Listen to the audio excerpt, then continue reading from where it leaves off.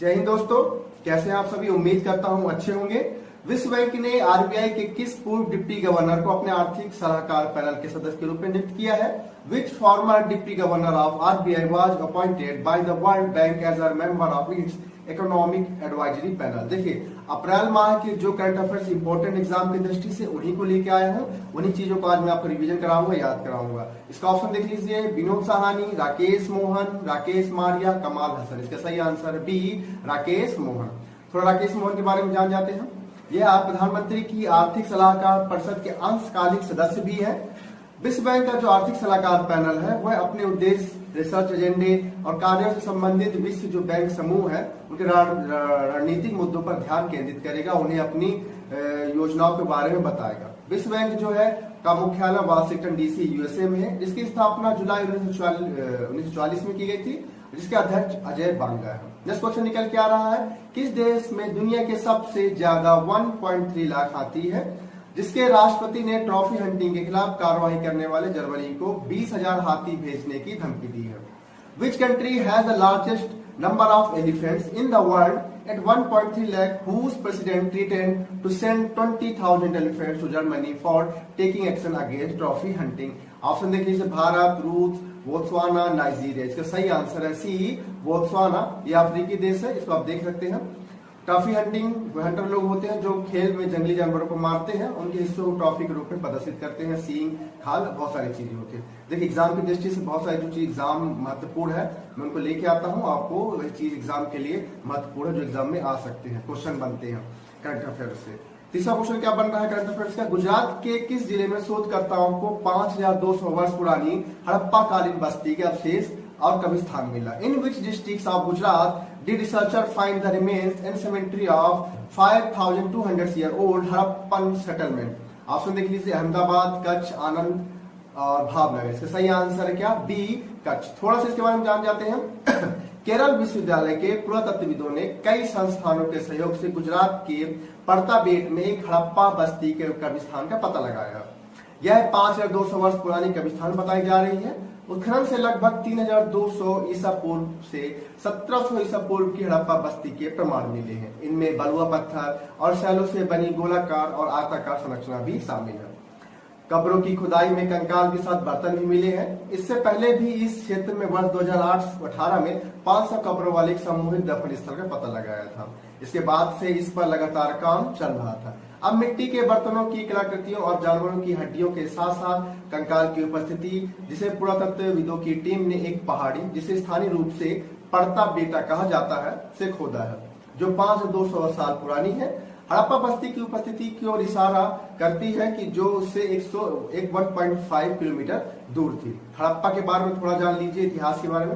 हड़प्पा सिंधु घाटी सभ्यता का एक हिस्सा था। यह सभ्यता लगभग 2500 ईसा पूर्व दक्षिण एशिया के पश्चिमी भाग में फैली हुई थी। वर्तमान में यह क्षेत्र पश्चिमी पाकिस्तान और पश्चिमी भारत में है। सिंधु घाटी सभ्यता को दुनिया की सबसे प्राचीन सभ्यताओं में से एक माना जाता है। सिंधु घाटी सभ्यता के 1400 केंद्रों को खोजा जा सका है, जिनमें से 925 केंद्र भारत में है। 80% स्थल सिंधु नदी और सहायक नदियों के आसपास है। अभी तक कुल खोजों में से 3% स्थलों का ही उत्खनन हो पाया है। गुजरात के इस मुख्यमंत्री भूपेंद्र भाई पटेल है और राजधानी गांधीनगर है। नेक्स्ट क्वेश्चन देख लेते हैं, क्या कहता है? भारतीय सेना की वायु रक्षा कोर को किस प्रोजेक्ट के तहत अप्रैल 2024 से में स्वचालित वायु रक्षा नियंत्रण और रिपोर्टिंग सिस्टम मिला है?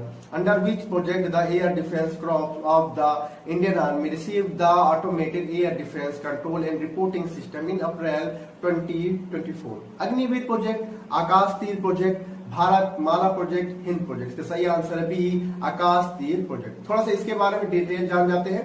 इस सिस्टम की तैनाती 4 अप्रैल 2024 को बीईएल गाजियाबाद से नियंत्रण केंद्रों के पहले बैच को हरी झंडी दिखाने के साथ शुरू हुई। थोड़ा इसके बारे में और जान लेते हैं। आकाश तीर प्रोजेक्ट है क्या? इसे भारत इलेक्ट्रॉनिक्स लिमिटेड बीईएल ने विकसित किया है। यह एक ऑटोमेटिक एयर डिफेंस कंट्रोल और रिपोर्टिंग सिस्टम है। इस सिस्टम सेंसर और रडार का नेटवर्क है। यह दुश्मन के एयरक्राफ्ट, जेट, हेलीकॉप्टर, ड्रोन और मिसाइलों के बारे में जो है अलर्ट जारी करता है। इस सिस्टम से मिले अलर्ट के आधार पर जमीन से हवा मार कर उड़ने वाली जो मिसाइलें हैं और रॉकेट्स को जोड़ा जा सकता है। यह युद्ध क्षेत्रों के निचले स्तर के हवाई क्षेत्रों की निगरानी करने में सक्षम है। अब ग्राउंड आधारित एयर डिफेंस वेपन सिस्टम को प्रभावी ढंग से कंट्रोल करेगा। 2023 में रक्षा मंत्रालय ने इस सिस्टम के विकास के लिए BEL के साथ 1982 करोड़ रुपए का समझौता किया था। इससे पहले विदेशी सिस्टम पर भारत पर आधारित था। तो इसके थोड़ा सा और जान लेते हैं। जो भारत हैवी इलेक्ट्रॉनिक्स लिमिटेड है क्या? बेल, यह एक भारत सरकार की स्वामित्व वाली एरोस्पेस और रक्षा इलेक्ट्रॉनिक्स कंपनी है। बेल के बारे में चर्चा कर लेते हैं। भारत इलेक्ट्रॉनिक्स लिमिटेड भारत के रक्षा मंत्रालय की तरह 16 सार्वजनिक उपक्रमों में से यह एक है। इसका मुख्यालय बेंगलुरु में है। इसकी स्थापना 1994 में की गई थी। थोड़ा सा और जान लेते हैं। इंडियन आर्मी चीफ है general Manoj Pande, Indian navy chief है एडमिरल R हरि कुमार और इंडियन एयरफोर्स चीफ है air chief marshal Vivek Ram Chaudhari. Next question देख लेते हैं क्या कहता है। देश के सबसे बड़े हवाई सैन्य अभ्यास का नाम बताएं जिसमें देश भर के सभी वायुसेना स्टेशनों की भागीदारी अप्रैल 2024 में रही है। Name the countries largest air military exercise organized in April 2024 in which all the air force stations across the country participated.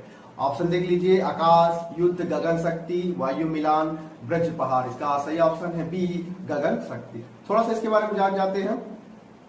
गगन शक्ति युद्धाभ्यास के बारे में कहां से है? Field firing range Pokhran. कब तक? 1 से 10 अप्रैल तक 10 दिवसीय चला था। कितने इसमें सैनिक, जो वायु सैनिक भाग लिए थे? लगभग 10,000 इसमें 10,000 सैनिक शामिल थे। वायुसेना के अलग अलग हिस्सों पर अभ्यास कर रही है। ये भारत का सबसे बड़ा सैन्य हवाई अभ्यास है।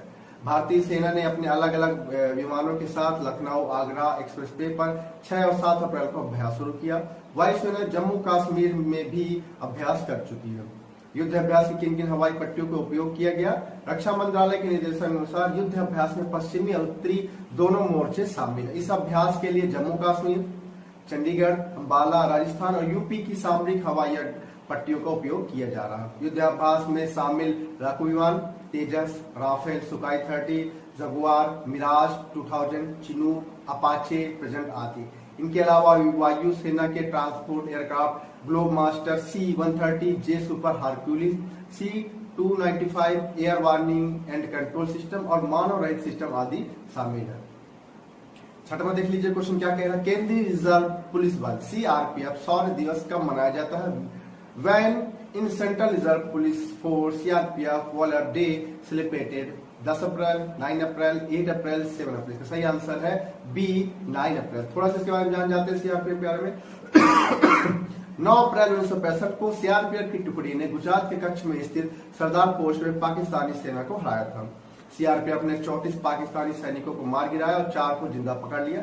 इस युद्ध में 6 सीआरपीएफ कर्मी शहीद हो गए थे। सीआरपीएफ भारत का सबसे बड़ा केंद्रीय सशस्त्र पुलिस बल आर्म पुलिस फोर्स है। यह भारत सरकार के गृह मंत्रालय के अधिकार के तहत कार्य करता है। सीआरपीएफ का मुख्यालय नई दिल्ली है। गठन 27 जुलाई 1939 में।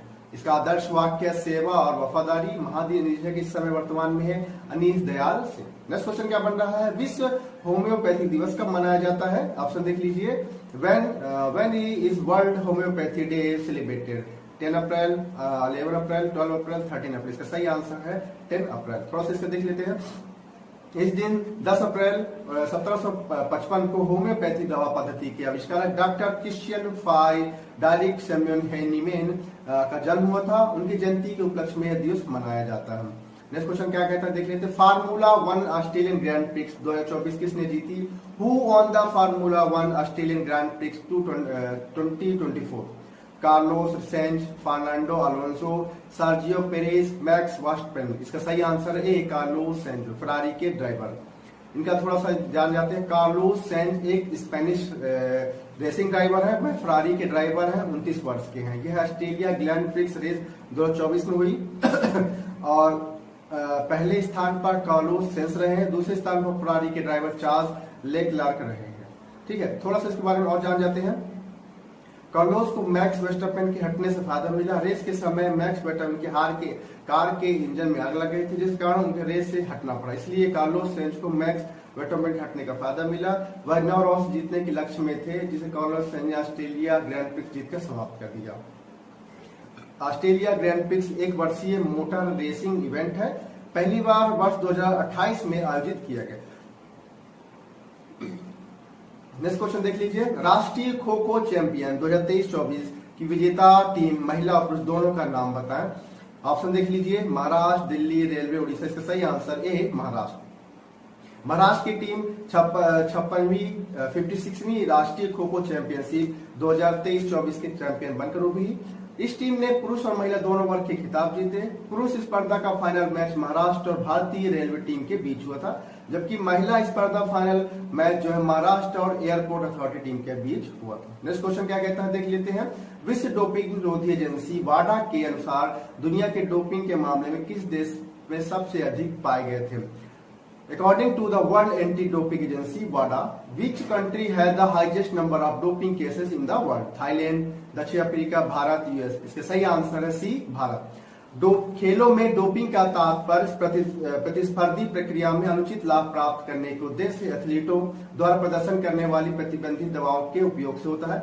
हिंदुस्तान टाइम्स अखबार में प्रकाशित रिपोर्ट के अनुसार 1 जनवरी 2022 से 31 दिसंबर 2022 तक भारतीय एथलीटों के मूत्र, रक्त और सूखे रक्त धब्बे सहित 3865 नमूनों का परीक्षण किया था, जिसमें से 127 लोगों ने का प्रशिक्षण जो है पॉजिटिव पाया गया था, मतलब 3.26 जो वर्ल्ड के हिसाब से है। इंडिया में 127 परसेंटेज 3.27। साउथ अफ्रीका जो सैंपल लिए गए थे 4169, जिसमें 80 लोग पॉजिटिव थे, 2.4%। थाईलैंड, यूएसए, कतर आप डाटा देख रहे हैं। सबसे ज्यादा जो है इसमें इंडिया का डाटा पाया गया था। विश्व डोपिंग एजेंसी के बारे में जान जाते हैं। वाडा विश्व डोपिंग विरोधी एजेंसी वाडा की स्थापना 1999 में अंतर्राष्ट्रीय ओलंपिक समिति IOC और दुनिया की सरकार द्वारा एक अंतर्राष्ट्रीय स्वतंत्र एजेंसी के रूप में की गई थी। इसका मुख्य उद्देश्य खेलों में एथलीटों द्वारा प्रदर्शन बढ़ाने वाली दवाओं, डोपों के अनाधिकृत उपयोग के खिलाफ लड़ना है। वाडा दुनिया के सभी खेलों में डोपिंग विरोधी नियमों और नीतियों के विकास, सामंजस्य और समन्वय में महत्वपूर्ण भूमिका निभाता है। वाडा एक अंतर्राष्ट्रीय संगठन है। इसने राष्ट्रीय डोपिंग विरोधी संगठनों को संबद्ध किया है, जो इसकी ओर से डोपिंग प्रशिक्षण करता है। इसका मुख्यालय मॉन्ट्रियल, कनाडा में है। इसका जो प्रेसिडेंट है अभी बिल्टोल्ड बैंक का है। देखिए, अप्रैल माह का मैं करंट अफेयर्स आपको कंप्लीट करा रहा हूं। कुछ समय से हमारे वीडियो नहीं आ रहे थे, अभी कुछ चीजों से फिर इसको दोबारा से हम कंटिन्यू करने वाले हैं। जो एग्जाम की दृष्टि से क्वेश्चन है, रिवीजन है, चाहे साइंस के हों, चाहे हिस्ट्री के हों, चाहे ज्योग्राफी के हों, चाहे संविधान के, जो भी क्वेश्चन है एग्जाम की दृष्टि से महत्वपूर्ण रहेंगे, वो हम आपको रिवीजन कराएंगे। आप यूपीएससी, पीएससी, कोई भी एग्जाम जो है राज्य स्तरीय या केंद्र के कोई भी एग्जाम आप निकालना चाहते हैं तो हमारे स्टडी 365 से आपसे जुड़कर अपनी एग्जाम की तैयारी कर सकते हैं। अगर हमारा कंटेंट पसंद आ रहा हो तो लाइक करें और ज्यादा से ज्यादा लोगों तक शेयर करें। आज के लिए सिर्फ इतना ही। धन्यवाद।